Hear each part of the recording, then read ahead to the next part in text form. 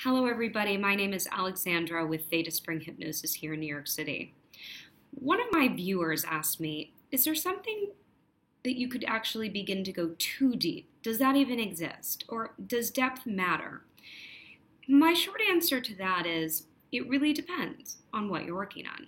So, as most people have listened to my other videos, they begin to understand that there are different levels of hypnosis that you go through when you go from the conscious awake state into the hypnotic state. So, as a reminder to everybody, hypnosis is the state between awake and asleep.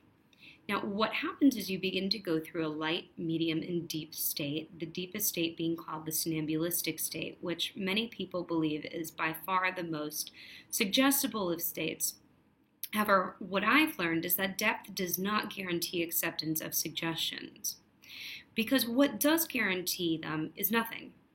In fact, a suggestion given in the hypnotic state has to resonate with a client.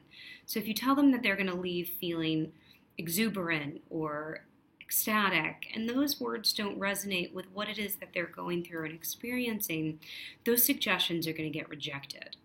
But if you tell them they're going to feel more confident, self-assured, words that really begin to resonate with them on an emotional and feeling level, those suggestions are going to be much more apt to be taken in and reassociated in the subconscious mind. However, sometimes a lighter state can be much more beneficial when you're doing work. What you'll begin to recognize about the deeper states is as you begin to go into the somnambulistic states, you become a little bit more disconnected from your body. A lot of people will explain that when they are in a somnambulistic state, it's almost like it's their thoughts just floating above their body, and they don't really feel their bodies at all, which, if you want someone to become more in tune with their body, isn't necessarily going to help you. However, there's actually an additional state called the coma state that a lot of medical doctors and practitioners are beginning to work with.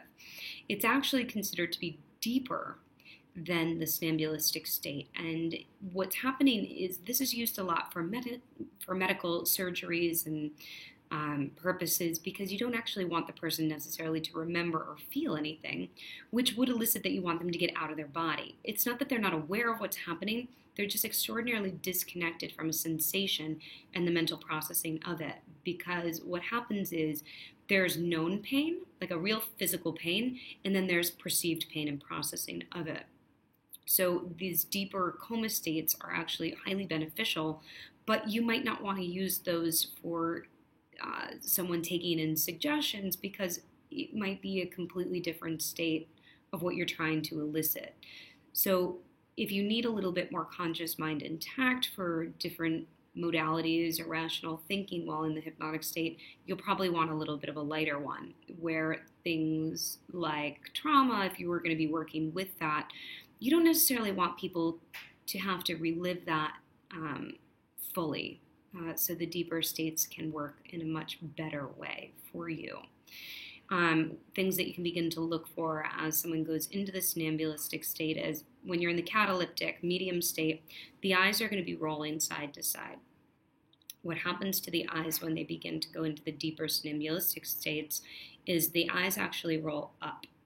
And so what you can actually look for is the eye movement. It can be very slight at times to get them there. So yes, there is something considered too deep. It just really depends on what you're working on and what you want people to come away with. So remember, the somnambulistic depths, the deeper that you go, they do have a higher percentage of amnesia with them.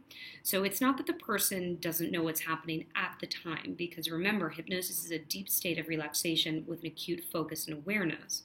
But the deeper that you go, the percentage of amnesia, which I find to be a bit of a negative term, they don't remember it coming out of it per se. And that might be beneficial if you're, again, working on things like trauma. So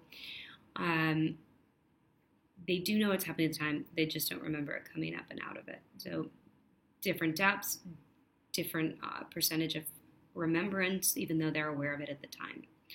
So I hope this answers your question. It might not be the direct answer you were looking for, but it does give you a little bit of information on the different depths in the mind. So my name is Alexandra with Theta Spring Hypnosis here out of Manhattan. Have a beautiful day.